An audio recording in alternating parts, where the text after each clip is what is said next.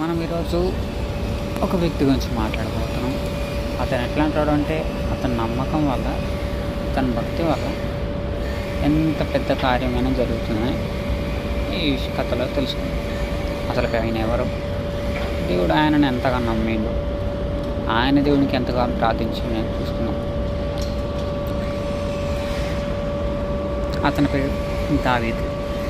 రోజు దావీదు గురించి తెలుసుకోబోతున్నాం. దావీదు ఎంత నమ్మకంగా ఉన్నాడు దేవుని, ఆ నమ్మకం ద్వారా, నా ప్రార్థన ద్వారా ఎంత గొలియాతుని ఎలాగ పడేస్తాడో, చంపేస్తాడు అని గురించి మాట్లాడు. వెల్కమ్ టు యూట్యూబ్ ఛానల్ గ్రోయాకు. Please subscribe. అయితే ఒకరోజు ఏమవుతుందంటే, దేవుడు ఏం చేస్తాడంటే ఆ 7 ఊళ్ళో ఒకరిని అభిషేకించాలి, నువ్వు దావీదు వాళ్ళ ఇంటికి వెళ్ళినట్టు అట్లా వెళ్ళమంటాడు. ఆయన స్వామిని కొడుకు వెళ్తాడనమాట. స్వామి ప్రవక్త వెళ్ళినప్పుడు వెళ్ళి అక్కడ కూర్చుంటాడు. కూర్చుంటే నీకెంతమంది కొడుకులు అంటే ఇంకొకరి ఈయన పెద్ద ఆయన యుద్ధం చేస్తుంటాడు, ఇక్కడ ఉంటాడు. ఈయన చూడండి, ఈ 2 ఈయన ఇట్లా పని చేస్తుంటాడు, ఈయన కూడా యుద్ధాలు అన్నాడు. ఇట్లా 7 తీసుకొచ్చి చూపిస్తాడు. కానీ దేవుడు ఎవరిని అభిషేకించాలని చెప్పట్లేదు. ఒక్కొక్కరిని చూపిస్తా ఉన్నా కానీ చెప్పట్లేదు అన్నమాట. ఇంకెవరైనా ఉన్నారా నీకు కుమారులు అంటే ఒకడున్నాడే, కానీ అడవిలో ఉన్నాడు, అతన్ని పిలిపిమంటారు. ఇంకొస్తే త్వరగా వెళ్ళిపోయినా అంటాడు. పిలిపిమంటే దాని తర్వాత పిలిపిస్తారు. ఆయన దూరం నుంచి వచ్చి చూడంగానే ఇంకా స్వామిల ప్రవక్తకి దేవుడు చూడంగానే ఈ చిన్న పిల్లవాడిని అభిషేకించాలని స్వామిల ప్రవక్త మనసులో అనుకుంటాడు. వరకు అనుకుంటే దేవుడు అంటాడు, నువ్వు రూపాన్ని చూస్తావు కానీ వాళ్ళ మనసులు చూసేది నేను చెప్పేసి దేవుడు మాట్లాడి గద్దిస్తాడు అనమాట. గద్దించిన తర్వాత దావీదు చిన్నగా వస్తాడు అన్నమాట. దావీదు చిన్నగా వచ్చి మోకాలు వేసి ప్రార్థన చేయనేసరికి ఇంకా దేవుడు స్వామిల ప్రవక్త దావీదుని అభిషేకిస్తాడు. అభిషేకించిన తర్వాత నువ్వు రాజు అవుతావు అని అభిషేకిస్తాడు. అభిషేకించిన తర్వాత ఆయన ఒకసారి అట్లనే అడవిలో పోతాడు. ఆయన అడవిలో గొర్రెలు కాసుకుంటున్నప్పుడు ఒకసారి ఎలుగుబంటి వస్తుంది. ఎలుగుబంటి వస్తే ఎలుగుబంటిని దేవుని ఒక నామంలో ఎలుగుబంటిని చంపేస్తాడు. ఇంకోసారి సింహం వస్తుంది, దేవుని ఒక నామంలో దాన్ని కూడా చంపేస్తాడు. ఈ 2 చంపేస్తాడు. ఒకరోజు అట్లనే ఉంటుంటే దేనికో ఏమో పెద్ద పెద్ద కేకలు వస్తే ఊర్లోకి వెళ్తాడు. ఊర్లోకి వెళ్తుంటే ఎక్కడో అందరూ ఒక దగ్గర ఉన్నారు. ఉండేసరికి అక్కడ ఏమవుతుందో చాలామంది అంటూ ఏమైందని పోతా ఉన్నాడు అనమాట. పోతే గొలియాతు అనే పెద్ద వ్యక్తి సవాలు విస్తున్నాడు. ఇశ్రాయేలు దేశంలో ఎవరైనా మగవాళ్ళు ఉన్నారా, నాతో పోరాడేవాళ్ళు అసలు ఉన్నారా లేరా అని చెప్పేసి అట్లా మాట్లాడుతున్నాను.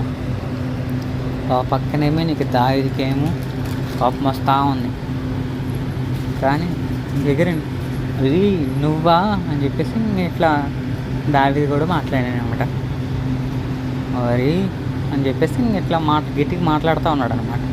మాట్లాడుతుంటే వాళ్ళ అన్న గట్టిగా మాట్లాడక ఇట్లా అన్నాడు. ఆయన తర్వాత ఇశ్రాయేలు రాజు అయిన సౌలు అనే రాజు పెద్ద రాజు ఉంటాడు అనమాట.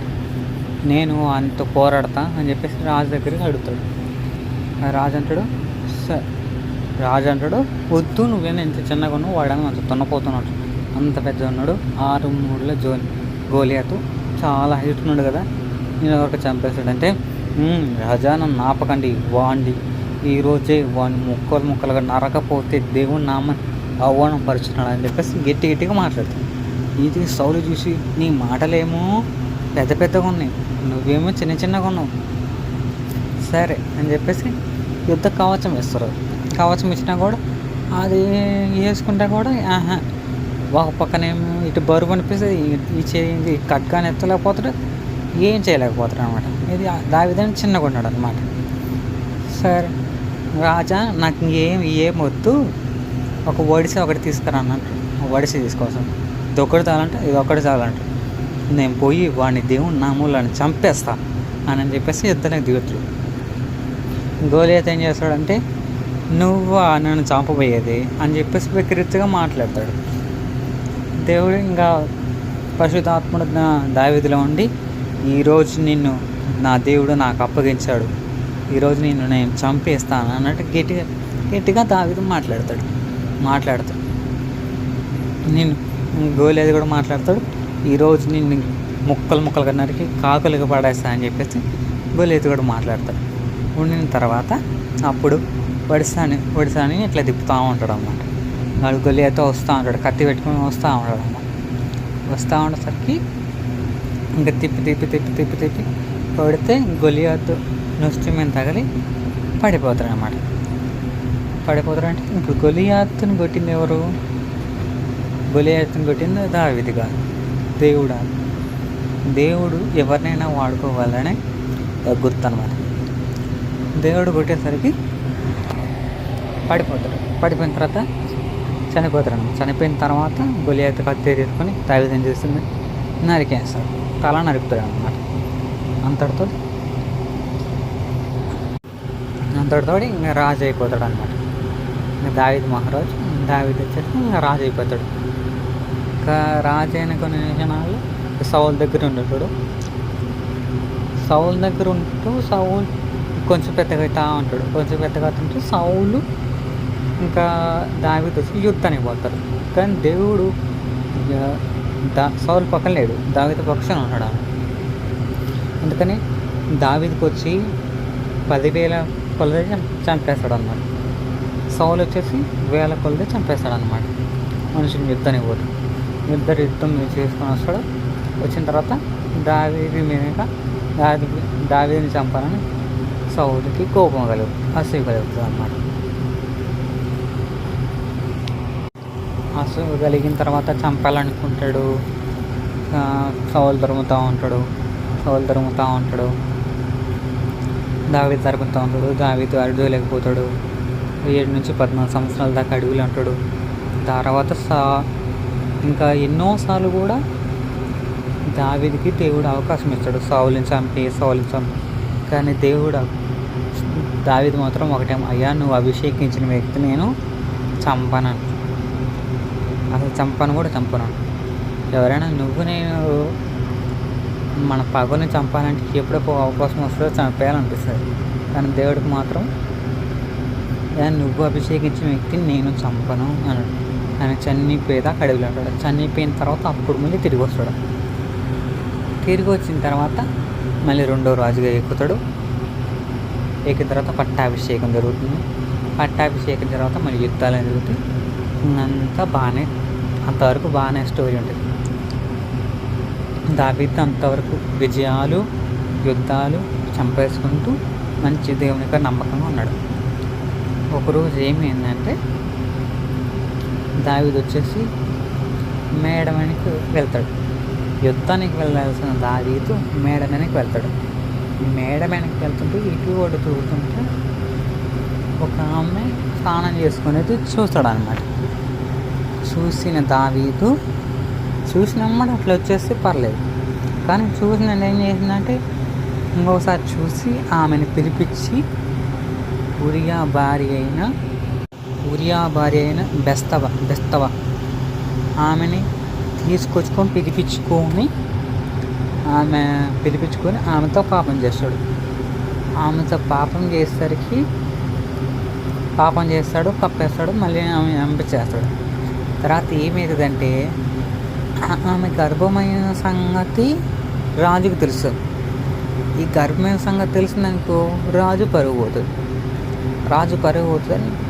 ఉరియాని పిలిపిస్తాడు. ఉరియాని పిలిపించేసరికి ఇప్పుడు నువ్వు యుద్ధం చేయొద్దు, పోయేసి అక్కడ ఉండు, మీ భార్యతో నువ్వు సంతోషంగా గడపన్నా కూడా పోవడం అనమాట. పోకుండా దావీదు పన్నాగం బట్టి యుద్ధంలో ముంగట పెట్టి ఒక పేపర్ రాస్తాడు. పేపర్లో ఒక ఉత్తరంలాగా ఉంటుంది, దాంట్లో రాస్తాడు నేను చంపేయమని. అందుకని ముంగట పెడతాడు. ఎప్పుడు లాస్ట్లో ఉన్న ఊరి ముంగట పెట్టేసరికి చచ్చిపోయేసరికి కావాలని చంపేసరికి మళ్ళీ అంతటి చనిపోయి అక్కడేమో ఉరియాని చంపించాడు. దాని తర్వాత మళ్ళీ ఏమైనా ఇక్కడేంది భార్యగా తీసుకున్నాడు. ఏంటంటే అంటే ఒక సేవకుడు భార్య వాళ్ళ భార్య తీసుకొని ఎంత మర్యాదస్తుడో, ఎంత గొప్పవాడు అని ప్రజలకు మాత్రంగా గొప్పవాడు అని అనిపించుకోవడానికి తీసుకున్నాడు అన్నమాట. వాళ్ళ భార్యని తీసుకుంటాడు, దగ్గరికి తీసుకుంటాడు అన్నమాట, పెళ్లి చేసుకున్నట్టుగా. అది అంతా దేవుడు చూస్తూ ఉంటాడు. ఓహో, నువ్వు తప్పు చేసి కూడా ఇట్లా చేసుకుంటావని. అప్పుడు నతానేలు నప్పించుకుంటే దావీదు అనుకుంటుంటే ఇంత అయిపోయిందిలే అమ్మయ్య అని చంపించే విషయం ఆ అమ్మయ్య ఇంకెవరికి తెలియదు అనిపిస్తుంది. కానీ అప్పుడు దేవుడు కోపం ఇచ్చి దేవుడు నతానేలు చంపిస్తే ఇంకా నతానేలు దావీదు దగ్గరికి పోతాడు. దావీదు రాజు దగ్గరికి పోతే, రాజా ఎలా ఉన్నారంటే, ప్రవక్త గారు ఎలా ఉన్నారు, నతానేలు ప్రవక్త గారు మీరు ఎలా ఉన్నారు అంటే, మీరు ఎలా ఉన్నారు వాళ్ళంటే బాగానే ఉన్నాం, కాఫీ టీ ఏం తాగుతారు దావీదు నతానేలుని అడుగుతాడు అనమాట. వద్దు ఏమొద్దు, ఫోన్ చేస్తారా, ఏమొద్దు అని అంటాడు. సరేనయ్యా, నేను మీకు ఒకటి చెప్పాలని నేను దూరం వచ్చాను, చెప్పండి ప్రవక్త గారు, ఏమైనా చెప్పాలా, ఏమైనా ప్రవచనం ఏం చెప్పాలా, మీకు ఏమైనా కావాలా అంటాడు. నాకేమొద్దు, నీకు ఒక చిన్న కథ చెప్పాలనుకుంటున్నాను.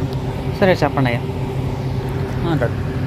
అయిన తర్వాత ఒకరి దగ్గర 100 గొర్రెలు ఉన్నాయి, ఒకరి దగ్గర ఒకటే గొర్రె ఉంది. ఆ 100 దగ్గర బంధువులు వస్తారు, చుట్టాలు వచ్చినప్పుడు ఆ 100 గొర్రెల నుంచి ఒక గొర్రెని తీసి చంపేసి వాళ్ళకి వండి పెట్టచ్చు. కానీ ఒక గొర్రె ఉన్నవాడు గారాభంగా పెంచుకున్నాడు. ఒక్క గొర్రెని పెంచుకుంటే 100 గొర్రెలు నేను తీయకుండా ఆ ఒక్క గొర్రెల నుంచి ఒకటి తీసేసి ఈయన చంపేసి బంధువులకి కూర చేసి పెడతాడయా అనేసరికి రాజు కోపం వస్తేసరికి ఎవడు వాడు అసలుకి, వాడు ఒక్క గొర్రెని ఇవ్వాల్సింది ఒకటి పెంచుకుంటుంటే ఆ ఒక్క గొర్రెని చంపేస్తాడా, వాడికి ప్రతిఫలం దొరకాల్సిందే.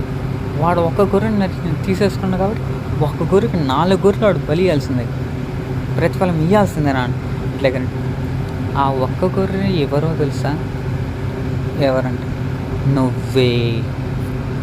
ఊరియాని చంపిపిచ్చి వాళ్ళ భార్యతో పాపం చేసినంత మాత్రం దేవునికి తెలియదు అనుకుంటున్నావా దావీదు? నువ్వెక్కడి నుంచి వచ్చావో నువ్వు గుర్తుపెట్టుకో. గొర్రెల మధ్యలో నిన్ను దేవుడు రాజుగా చేసిండు, మర్చిపోయినవా అని నతానేలు గట్టిగా మాట్లాడేసరికి దావీదు ఎంత గొప్పవాడంటే అంత పాపం చేసినా కూడా అంత స్థాయిలో ఉన్నాడు అనుకుంటే దావీదు నతానేలుని చంపేయచ్చు, కానీ చంపేయడు. పక్షపాతం పడి అట్లనే పాపక్షమాపణ తీసుకుంటాడు. హృదయం అంతా పగిలిపోతుంది, ఎంత పెద్ద పాపం చేసినాడు. దాని తర్వాత నతానేలు వెళ్ళిపోతాడు. ఇప్పుడు 51 కీర్తన రాస్తాడు. దేవా నీ కృప చొప్పున నన్ను కరుణింపు, నీ వాత్సల్యం బాహువులు చెప్పున అని చెప్పేసి ఆ కీర్తనలు రాస్తాడు అనమాట. ఎంతో ఏడ్చుకుంటూ రాస్తాడు.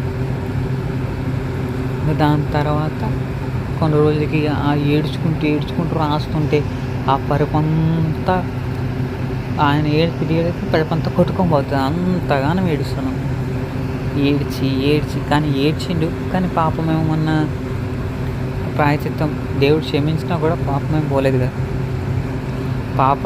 పాపానికి నిమిత్తం వచ్చింది. ఆ లేట చెప్పిండు, ఒక గొర్రెకి 4 గొర్రెలు ఇవ్వాలనుకో. ఆ 4 గొర్రెలు దావీదుకి 4 కొడుకులు చనిపోతారు అనమాట. దాని తర్వాత ఇది 2వ పార్ట్ చెప్తా.